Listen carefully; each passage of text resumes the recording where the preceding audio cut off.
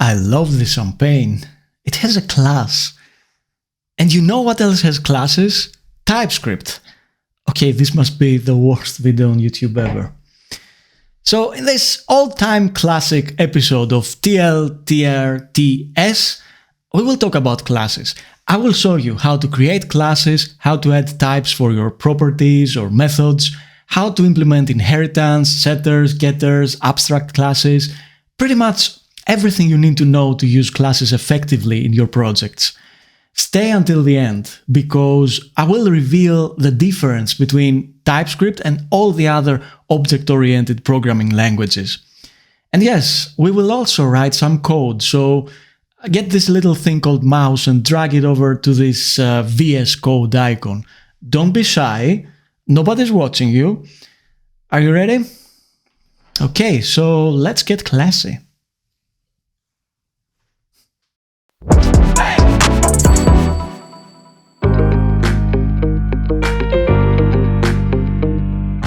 Hello friends and friends of the friends, it's Nikos here, and today I would like to talk to you about classes. So, one important thing that I want you to remember is that in JavaScript we don't have classes. Yes, you've heard me correctly, JavaScript doesn't have classes. But wait a minute, you know already, there is this class keyword in JavaScript, right? How it's possible that we don't have classes?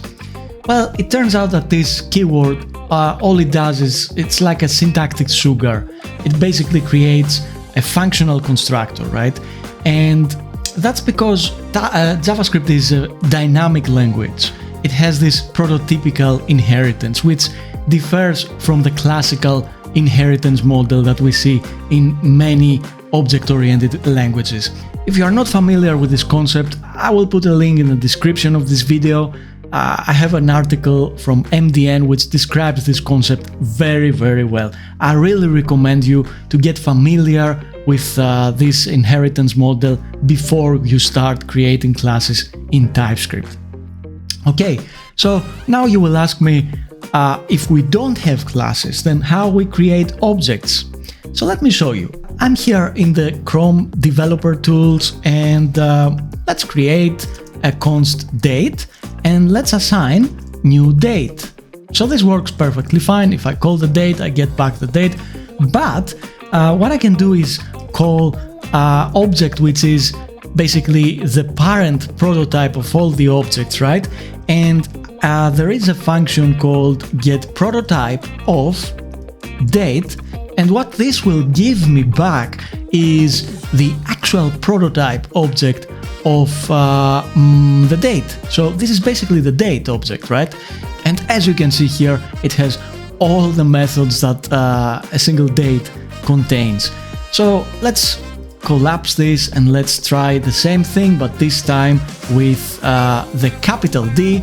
So as you can see, this is basically a native object that JavaScript has built in. That's why we don't see the code here, but that's how you can get the prototype of any object.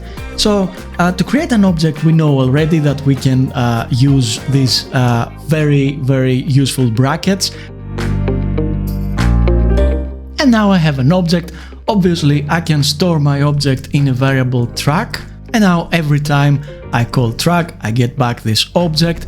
And of course, if I want, I can say object get prototype of. And as you can see, the constructor is basically the object itself. And that's the simplest way you can create objects in JavaScript. As we've seen, objects can be created without using classes. In fact, I know a lot of JavaScript developers that never use the class keyword at all. But what is a class, you will ask? Mike Weisfeld, in his book The Object-Oriented Thought Process, which is, by the way, a very good book about object-oriented theory, and I will put the link in the description of this video. It's a very good read. I totally recommend it for every developer. He basically resembles a class as a cookie cutter. So you take, for example, the dough, the cookie dough, and the cookie cutter, and you use the cookie cutter to create cookies, right? So in the same way, you use the class to instantiate objects. So a class is like a blueprint for an object. Think of it as a higher level data type, for example, similar to let or const. I can have my own data type called track, and I can use track to instantiate new objects. This is very simple. I can create a const track, which will use the new keyword, this is important, to create a new instance of a track object. Now that we covered the concept of classes, let's learn the syntax, how it works in TypeScript. It's pretty straightforward. We can have the class keyword and we name our classes. Make sure that your class uses the Pascal case. It starts with a capital letter. It's better if you follow this naming convention. So my class will have a title, an artist, and the release at property. So now what I can do is provide some default values. And finally, this is the year. I will use undefined for now, which means I can simply omit having a default value. So now that we have the properties, let's add some types. This must be a string. We have another string here. And this can be a number or undefined. So basically, I'm using a union here, and this property can have two different types. Okay, and now that I have my properties with their types, with the default values, let's add a constructor. I'm not ready yet. I will add some types. This will help the users, the people who want to use this constructor, to basically know what they should expect, what they should pass, and it will also help me to guard my constructor with types. Awesome! So I can now use my constructor to create a track, and as you can see, my text editor will actually help me as I type. It provides this code highlighting. Now let's console log this track to see if it works. I will fire up my terminal. I will create a TypeScript project with ts init. I will run my TypeScript compiler to create the index.js file, and now I can of course run my index.js file via node, and I get back the track object. Pretty great! So now it's very interesting to see what is the actual output, what is inside in this JavaScript file. So let's open our file explorer and let's put the index file side by side. You will notice that pretty much the types have been completely removed from my actual JavaScript file, right? Here I have a string, but here, as you can see, my constructor will not have any types. And also you will see the syntax of the default values is a little bit different. But this is how modern JavaScript works. So if I go back in my tsconfig file, if I change the target to ES5, for example, I'm saving the file, and I will call the TypeScript compiler again. And now if I go back to my JavaScript file, you will see that in ES5, we don't have support for the keyword class. This has been completely replaced. This is basically a design pattern to create objects in JavaScript, right? This is a functional constructor. And you can see that basically it's a function that we immediately invoke. It's basically an immediately invoked function expression, as we call it. It's also called self-invoking function, right? And all it does is every time I call track and pass some values, it will create the track object. And of course, if I run my index.js file, you will see that the result is absolutely the same. Of course, everything we know about types can be applied in our class properties. So, for example, we can have optional properties. Let me show you how you can do that. I will add a new property isFavorite, which is an optional property. That's why I'm using this question mark here. And of course, this will be a Boolean. Now let's include it in our constructor.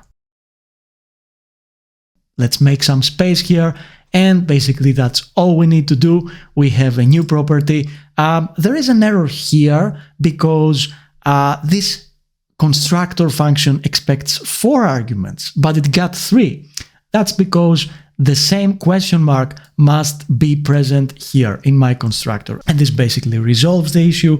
So now it's up to us if we want to pass a value for favorite or not. The holy grail of object-oriented programming is inheritance. You can have classes that inherit properties or methods from other classes. So for example, I have a class pen and I have another class apple. Pen, pineapple, apple, pen. Okay, you know what? This is not happening. I really cannot do it. Sorry. No, I'm exiting from here. Thank you, class itself. So let's play with inheritance. I have created a very small example for you. We have this class called playable, which has a title and duration as properties, and a play method that plays something, right? A file. Then we have music track, podcast, and movie, which they are all inherit from playable, and they are adding their own properties. And let's see how this translates to code. Obviously, we will have 3 classes. One is called playable. The other will be the music track, a podcast, and a video. So all these classes will inherit everything from playable. And to do that, we can use the extends keyword. So we can simply say that this extends playable. And the same will apply for all our classes. Now let's go ahead and implement something for playable. We will have a title, which is a string,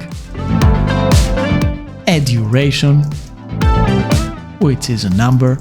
So now you will see this error here, which says that title property has no initializer. So basically now we need to define a constructor. So let's add the constructor here. And of course we need a play method. For now, let's console log what we are playing. And that's all that we need to do to implement our playable class. Now I would like to go to every individual class and add their extra properties. So let's do that. The music track has the property artist, which is also a string. The podcast will have the class producer.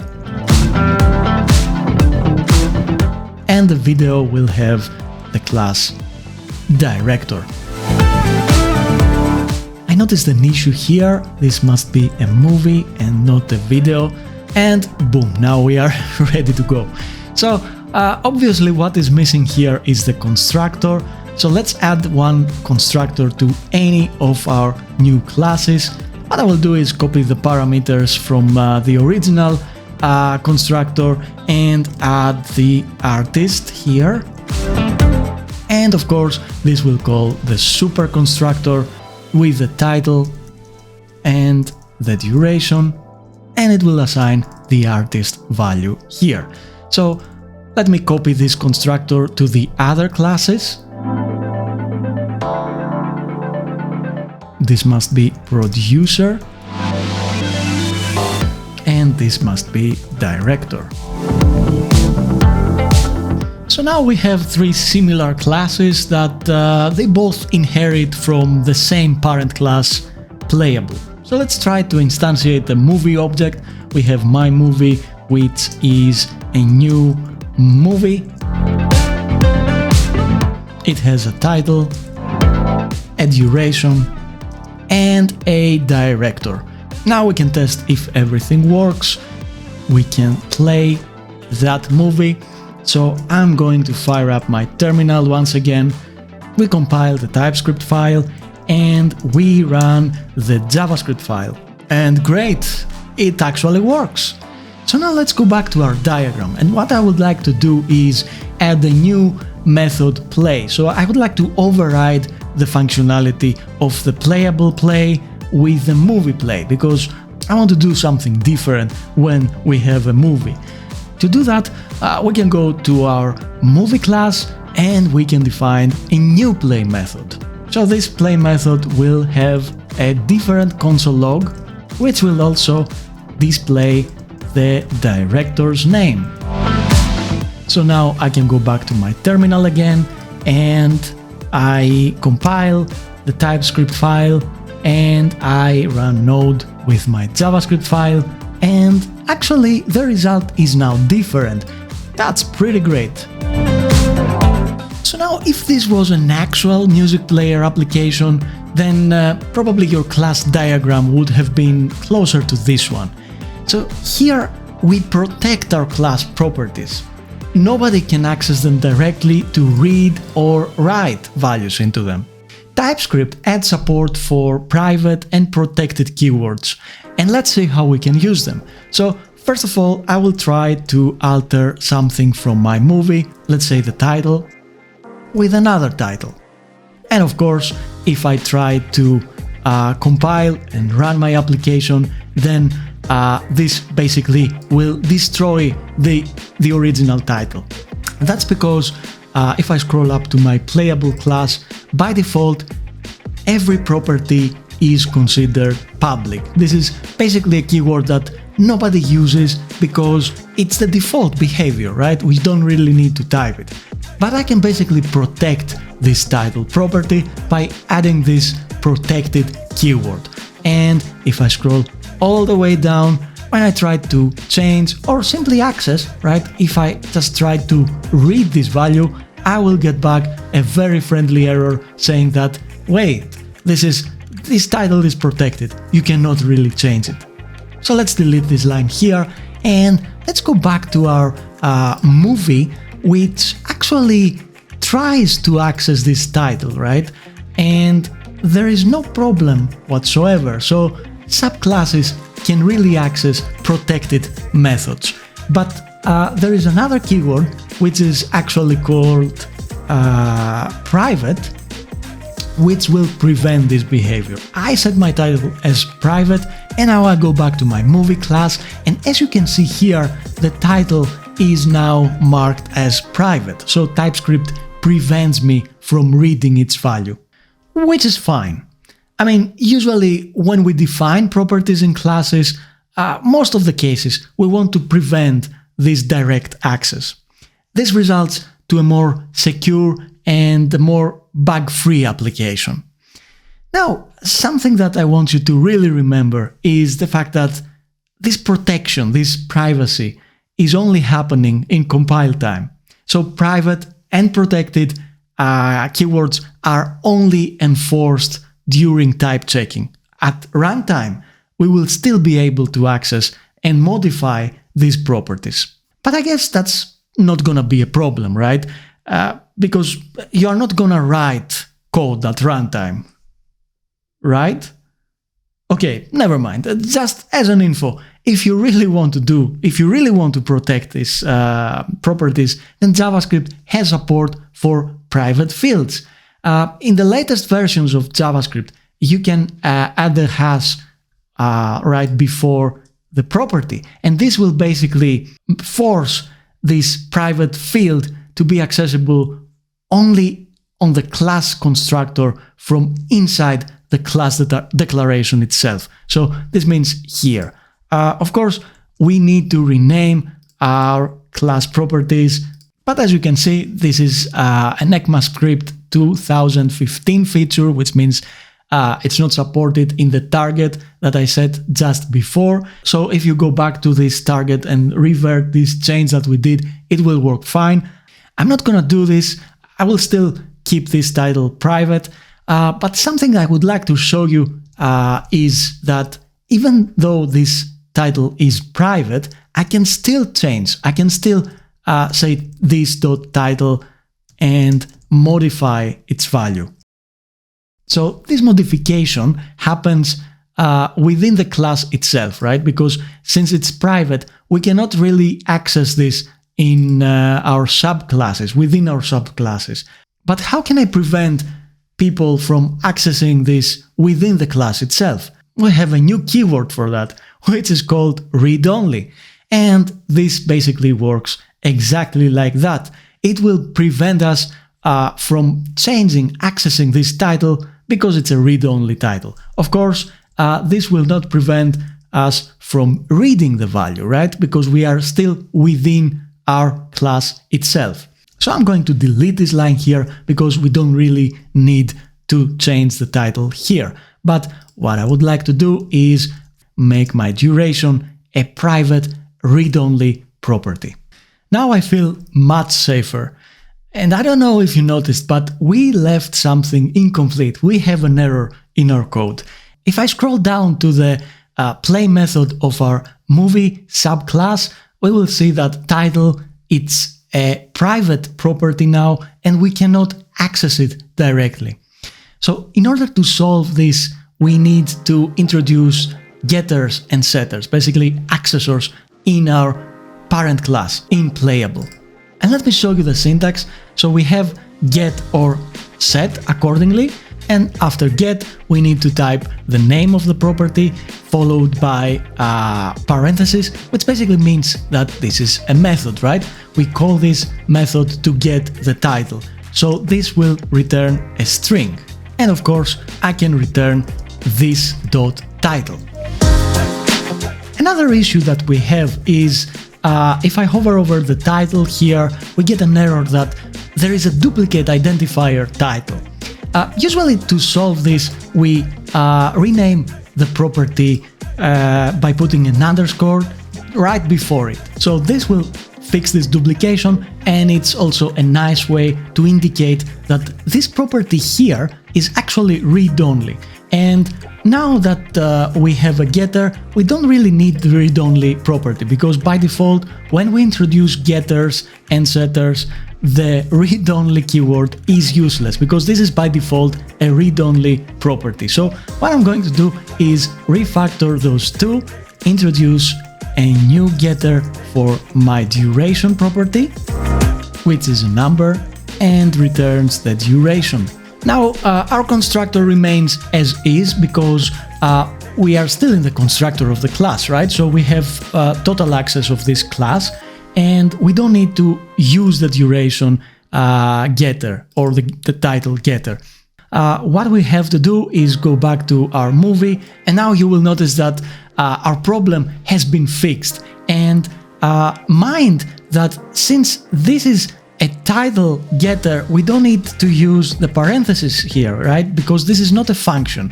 So now somebody will notice that even though I prevent someone from directly accessing these two properties, we can actually access the getter, right? So if I scroll all the way down, if I go here to my movie, I cannot really say underscore title because this is a private property. But what I can really do is access the title, which is a public at the moment getter, right? Although if I want to have a protected getter, then I can add the protected keyword. And by doing that, I cannot really access this property directly. I would need to use one of the subclasses, like this one. So I can use the protected or even the private keyword in my getters or setters if I want to. I will leave my getters publicly available so that anyone can read these two properties. Another cool feature we get with Accessors is the fact that we can control what we will return, right? Let me show you what I mean. So now I want to add the setter for duration. This will basically accept the new duration value, which is a number, and it will set it to duration. So one small comment here is that although this function is a void function, if I try to add this void return value type here, I will get back an error that a set accessor cannot have a return type annotation. So simply remove this and it will work fine. So let's try to use this accessor now. I will go to my movie and I will say .duration and I will set the value to 0. Let's try to call this to see the result. This will probably not work because I'm not using my TypeScript configuration, the local file that I have in my folder, but I have this inheritance TS file directly, so I have to specify that the target is at least ES5. And if I do that, this works fine. I will get back this message. We didn't really output the duration, right? So what I can do is go here and output this dot duration. So now I will compile my file again, run it, and I get the 0 value because this is the last value that I set right before I call the play method. What I really don't want is someone to use a negative value here, right? So although this doesn't seem correct, doesn't seem right, it is allowed. So if I compile my project again and run it, I will see that my duration is basically -2. So let's go back to my setter function and let's add an if here.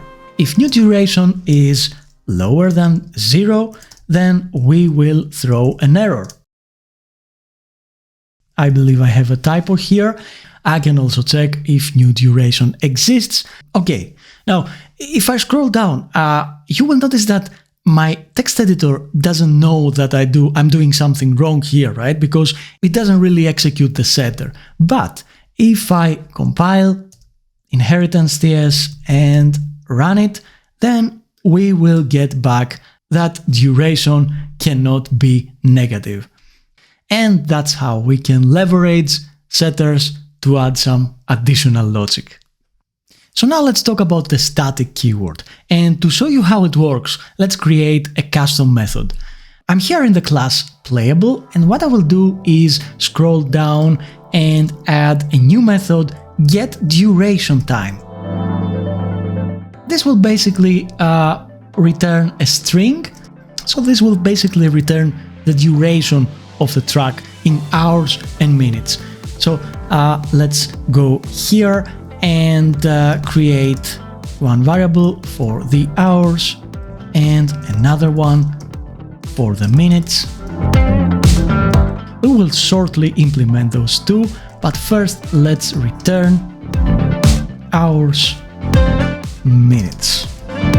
Okay, so hours is basically a number and it's the result of this dot duration by 60. And I can use Mathlore here, and I can do the same for the minute. So basically, let's copy paste this part here, and the only difference will be this one. So basically, now I have the hours and the minutes. So let's try this method here. I will comment out the play method, and I will call the getDurationTime method.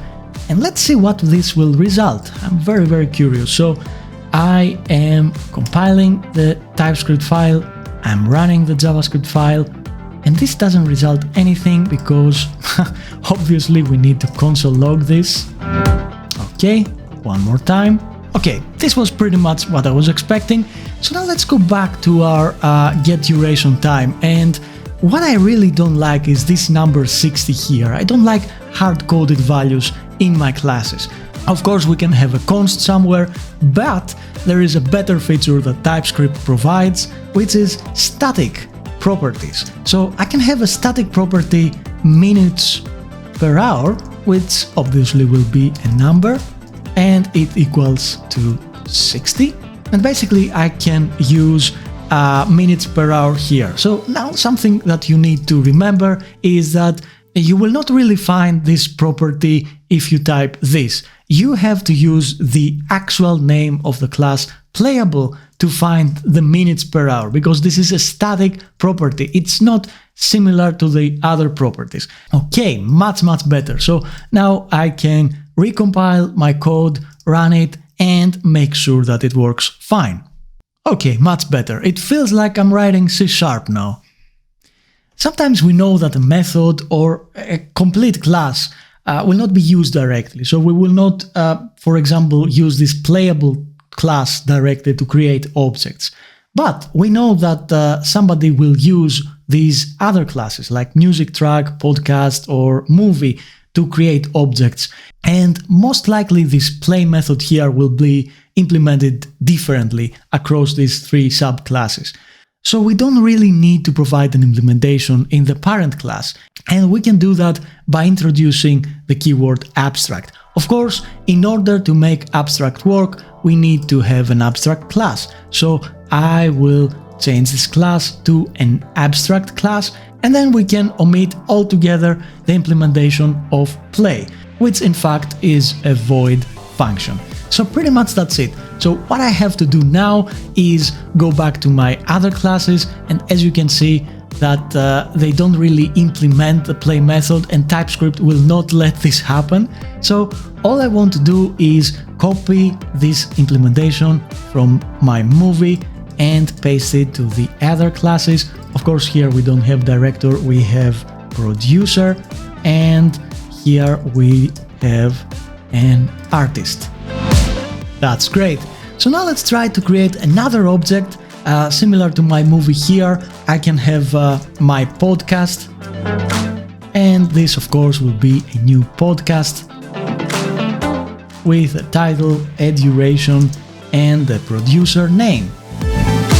Now let's go here and try to play this podcast. So now let's fire up my terminal here, let's compile and run our application, and as you can see, the result is the same as before.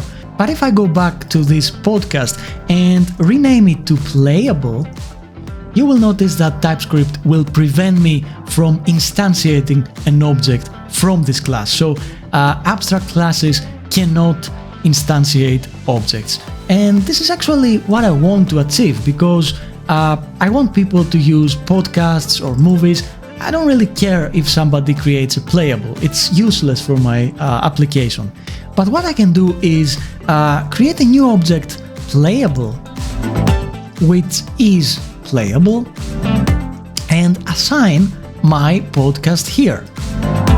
And this will work perfectly fine. So now I can really say playable.play, which will work without any issues. And here I can also assign my movie if I want to, right? And this is actually the power that abstract classes bring to the game. So now you have a playable, you don't really know what instance, is it a movie, is it a podcast? You don't really care. What you do care is that this playable object will always have a title, a duration, and access to the method play and get duration time. So all this will work. It's like a contract, right? And this is a very nice way to structure your code. So definitely one of the best features of OOP. We are reaching the end of this episode, and I know these concepts are kinda hard to understand. You can check my blog post about TypeScript classes. I will put the link in the video description. It's a very nice way to review what we've learned, and it can act as a reference in case you forgot or miss something. Also, make sure you subscribe because you don't want to miss my next videos. And now let's talk about the structural type system of TypeScript. So let me share with you a very small coding example which will blow your mind. It's basically the aha moment of TypeScript. So I have a class dog, and my class dog has a name, which is a string, and it's nobody. In a similar manner, I can have a class cat, which also has a name, which also a string, and it has another name, someone. So I can create my dog, and I can instantiate a cat, and I can also have an animal, and the animal is basically a dog. But what I can do in TypeScript is I can assign a cat to it. Yeah, I know, this doesn't look like C# anymore, right? So TypeScript uses this duck typing. If it walks like a duck, if it quacks like a duck, then it must be a duck. And also TypeScript has this structural type system. So when you compare two values, regardless of where these values came from, if the types of all the members are compatible, then we say that the types themselves are compatible. And this creates like a hierarchy. For example, we have subtypes and supertypes. take the any, for example. It's a supertype of number, right? So every value that can be assigned to a number can be assigned to any. Of course, the opposite cannot happen, right? I cannot take every value that you can assign to any and assign it to a number, because as we said, any is like a wildcard. It's basically you can assign anything.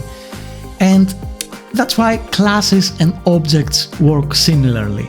Two classes with the exact same properties and methods and the same types and the same private and protected values, they are actually compatible if they match, right? Regardless of where they came from. So structural typing is very different from any other programming language, but it suits TypeScript very well, because that's why it works with JavaScript so well, right?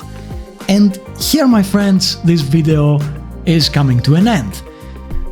Thank you very much. Make sure you add a comment, tell me about the things that you liked, tell me the things that you didn't like, give me some ideas for the next videos, and I will see you in the next ones. Thank you very much for watching and have a creative day.